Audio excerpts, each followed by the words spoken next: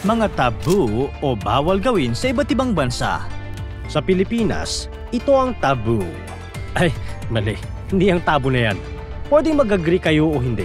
Pero sa Pilipinas, taboo ang May to December affair. Katulad ng binatilyong lalaki na ikakasal sa sobrang tandang babae. May mga pamahiin na nakaugalian ng taboo sa Pilipinas tulad ng mga pagpicture ng tatlong tao, pagsuot ng wedding gown ng bride bago ikasal, at pagpapakasal ng dalawang pares ng magkapatid sa parehong taon. Sa buong mundo, ang ibig sabihin ng taboo ay bawal o pinagbabawal at hindi may iwasan na may mga taboo sa bawat bansa dahil sa kani-kanilang tradisyon, kultura at paniniwala. Kaya, ano pa kaya ang mga taboo sa ibang bansa na maaaring simple para sa atin pero malaking issue para sa kanila? Tara, pag-usapan natin yan. Saan nga ba nagsimula ang salitang taboo? Hindi naman ito tunog English. Ganito yun, lumipad tayo papunta sa Tonga at mag-time travel pabalik sa 1777. Isang araw, nakatayo si Captain James Cook, isang sikat na British explorer sa kanyang barko.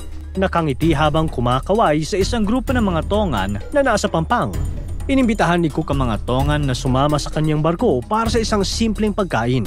Masaya naman silang lumapit. Pero nang ilatag niya ang mga pagkain, tumanggi ang mga Tongan. Nagtaka si Cook, hindi ba mukhang masarap ang mga pagkain niya? Tinanong niya ang mga ito kung bakit ayaw nilang kumain. Isang Tongan ang sumagot ng taboo. O ibig sabihin, bawal o hindi pwedeng gawin dahil sa kanilang ibang tradisyon o paniniwala. Tumango si Cook at sinimulan niyang isulat ang lahat ng kanyang natutunan sa kanyang journal. Ang salitang taboo na kalaunan ay naging taboo ang ginamit ni Cook para ipaliwanag ang mga konseptong bawal, sagrado o hindi naaayon sa kaugalian. Noon sa Tongan, taboo ang pagkain ng mga babae kasama ang mga lalaki, isang kaugalian na nakapagtataka para kay Cook. Ngayon, lipad tayo ng kaunti papunta sa 21st century sa Asia. Siguro pamilyar na tayo sa maraming taboo sa Pilipinas at marami pang bansa sa Asia. Pero alam nyo bang may mga taboo rito na akala nyo ay simple pero seryoso pala sa mga bansa nila? Isipin mo na lang na naglalakad ka sa isang malaking market sa Thailand, nag-e-enjoy ka sa masasarap na street food, nakahanap ka ng maliit na upuan sa gilid, umupo ka at nag-cross legs, nakaturo ang talampakan mo sa mga nagdaraang tao. Para sa'yo okay lang, walang mali siya, pero ang hindi mo napapansin, pinagtitinginan ka na ng mga tao. Nako, kakahiya. Sa Thailand kasi, ang talampakan ng paa ay itinuturing na pinakamababang bahagi ng katawan. Literal at symbolic. Para sa kanila, bastos at direspetado ang ipakita ito. Lalo na kung nakaturo ito sa ibang tao. Kaya sige na, ibaba mo na yan please. Medyo may amoy din eh. Ang China ay isa sa mga bansang maraming taboos at pamahiin. Tulad ng pag-iwas sa paggamit ng salitang kapareho ng kamatayan, tulad ng death o end, lalo na sa masayang okasyon gaya ng kasal o bagong taon. Ang number 4 ay iniiwasan sa Chinese culture dahil ang pagbigkas nito sa Mandarin, si, ay halos katunog ng salitang si, na nangangahulugang mamatay. Dahil dito, ang number 4 ay itinuturing na malas at madalas iwasan sa mga araw-araw na bagay, tulad ng floor numbers sa mga building, room numbers sa ospital at maging sa mga plate number ng sasakyan. Ang koneksyon nito sa kamatayan ay nagdulot ng malalim na paniniwala na ang numerong ito ay nagdadala ng kamalasan o masamang kapalaran, kaya makikita mo na maraming gusali ang walang ika-4th floor sa China. Hindi mo rin dapat itayo ang chopstick sa mangkok ng kanin dahil kahawig ito ng insenso na ginagamit sa mga libing. Sa gift-giving naman, bawal magbigay ng orasan dahil ang salitang songjong o give a clock ay katunog ng songjong o attend a funeral na parang sinasabing tapos na ang oras ng taong binibigyan mo.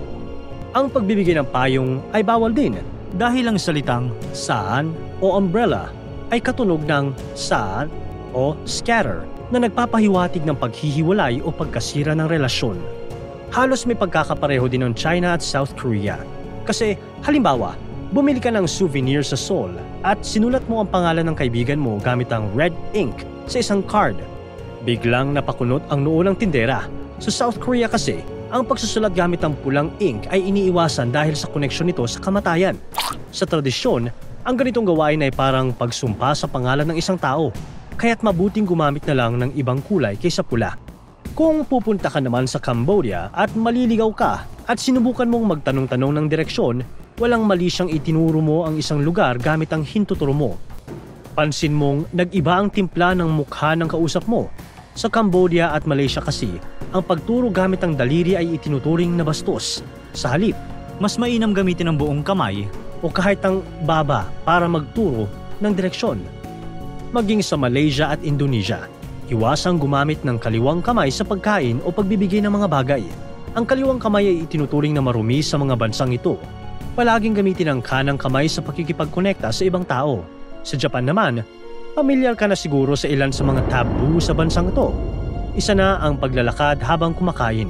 Sa kulturang Hapon, itinuturing na hindi magandang kumain habang naglalakad dahil ito ay nagpapakita ng kawalang respeto sa pagkain at sa mga tao sa paligid.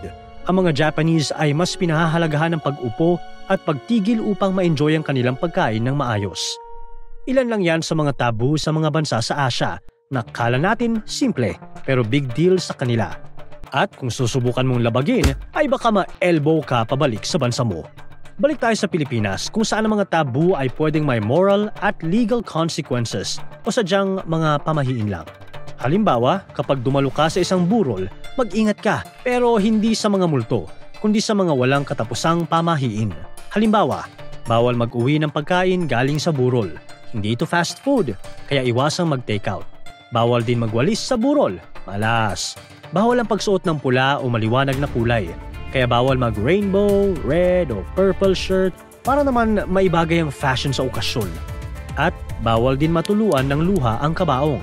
Pero marami pa rin lumalabag, hindi mo rin sila masisisi dahil sa matinding emosyon. Sa mga kasalan, mahigpit na ipinagbabawal ang pagpapakasal ng magkapatid sa loob ng parehong taon. Isang paniniwalang tinatawag na sukob. Sabi sa pamahiin, maaaring magdulot ng kamalasan sa isa sa mga mag-asawa, habang ang isa naman ay suswertehin, tulad ng sinabi sa pelikula ni Chris Aquino, "Sukob ang kasal mo." Para naman sa mga bride, bawal na bawal daw isukat ang kompletong wedding gown bago ang araw ng kasal dahil maaaring hindi matuloy ang seremonya. Kaya ang problema, paano kung hindi magkasya ang gown? Isa pang walang katapusang pamahiin na wag mo raw gagawin ay ang magpa-picture ng tatluhan. Sinasabi na ang taong nasa gitna ay maaaring sumakabilang buhay. Hindi lang sa pamahiin ng mga tabu, may mga seryoso ring tabu sa Pilipinas na pwede kang makulong o machismis pag ginawa mo to.